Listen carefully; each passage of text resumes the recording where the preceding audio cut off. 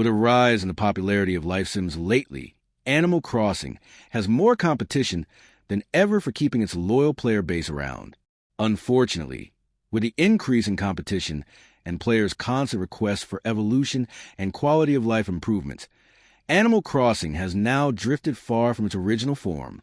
While Animal Crossing's original intent was to create a cozy atmosphere and steady gameplay that could be thoroughly enjoyed over a long period, that is no longer the case.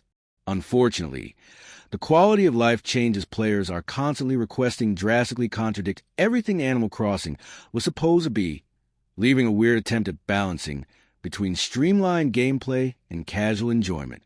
Animal Crossing is a totally different franchise now if you played any of the original Animal Crossing games, or even seen discussions about them. Then you probably noticed that things weren't nearly as easy as they are in Animal Crossing: New Horizons. For one thing, if you think redecorating is tedious to complete now, you can't imagine how much longer of a process it was back then to get your island looking just the way you wanted it. On top of that, you might remember conversations you had with villagers that seemed a lot more lively than those you're having today. Unfortunately, somewhere along the way of making gameplay more streamlined, Animal Crossing seems to have sucked all the life out of the villagers.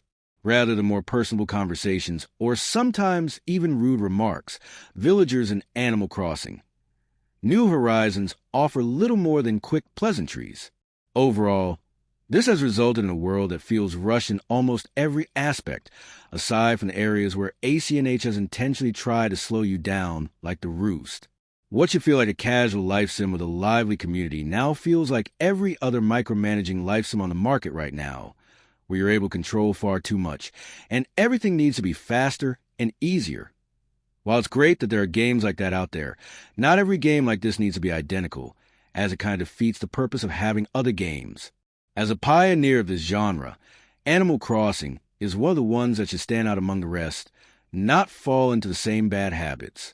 No Animal Crossing game can do it all, unfortunately.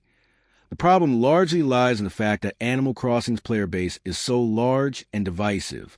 When you're trying to accommodate such a large group that can't seem to agree on what they want, it's hard to please everyone, which is why Animal Crossing is the way it is at the moment. That being said, in an attempt to please everyone, it almost simultaneously feels as though it's pleasing no one.